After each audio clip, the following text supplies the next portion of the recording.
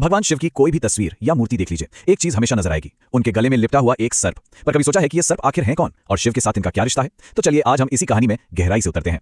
कहानी सर्पराज वासुकी की, एक ऐसी कहानी जो भक्ति, साहस और बलिदान की मिसाल है। तो आखिर सवाल यही है कि भगवान शिव अपने गले में ये सर्प क्यों पहनते हैं? इसका जवाब वो एक ऐसी पौराणिक घटना में छुपा है जिसने सिर्फ देवताओं और असुरों का ही नहीं बल्कि पूरे ब्रह्मांड का भविष्य तय कर दिया था। तो चलिए सबसे पहले जानते हैं इनकी पहचान के बारे में। उस महान घटना तक पहुंचने से पहले यह समझना जरूरी है कि ये शक्तिशाली सर्पराज आखिर हैं कौन। तो ये हैं वासुकी, जिन्हें नागों का यानी सर्पों का राजा माना जाता है। इनका शासन नागलोक, जिसे पाताल लोक भी कहते हैं, वहां चलता है। ये महान कश्यप ऋषि और कद्रू के पुत्र हैं और शेषनाग के छोटे भाई। इनकी शक्ति और महत्व का अंदाजा इस बात से लगाया जा सकता है कि इनका जिक्र महाभारत से लेकर पुराणों और शिव पुराण तक सभी प्रमुख ग्रंथों में मिलता है। अब आते हैं उस कहानी पर जहां वासुकी का किरदार सबसे अहम हो जाता है। हम बात कर रहे हैं समुद्र मंथन की, एक ऐसी दिव्य रस्साकशी जिसने इतिहास में पहली और आखिरी बार देवताओं और असुरों को एक साथ काम करने पर मजबूर कर दिया। और इतने बड़े काम के पीछे लक्ष्य भी उतना ही बड़ा था, अमृत की खोज। वो दिव्य पेय जिसे पीकर कोई भी अमर हो सकता था।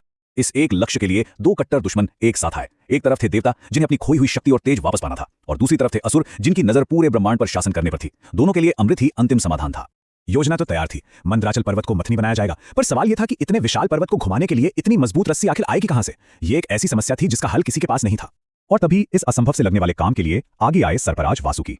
उन्होंने खुद को उस दिव्य रस्सी के रूप में पेश किया। जरा सोचिए, ये कितना बड़ा बलिदान था, अपने शरीर को एक रस्सी की तरह इस्तेमाल होने देना। तो तय हुआ कि देवता वासुकी की पूंछ पकड़ेंगे और असुर उनका सिर। मंथन शुरू हुआ, पर किसी को बिल्कुल भी अंदाजा नहीं था कि अमृत से पहले समुद्र से क्या निकलने वाला है।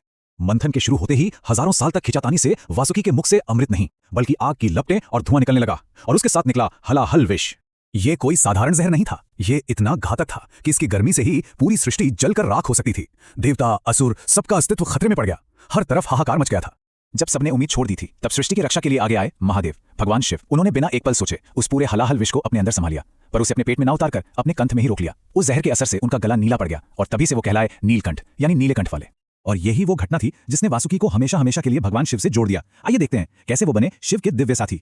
भगवान शिव का यह अद्भुत बलिदान देखकर वासुकी का हृदय वो कृतज्ञता और भक्ति से भर उठा, और उस विष की गर्मी से शिव के शरीर को आराम देने के लिए और अपनी भक्ति प्रकट करने के लिए वो उनके गले से लिपट गए।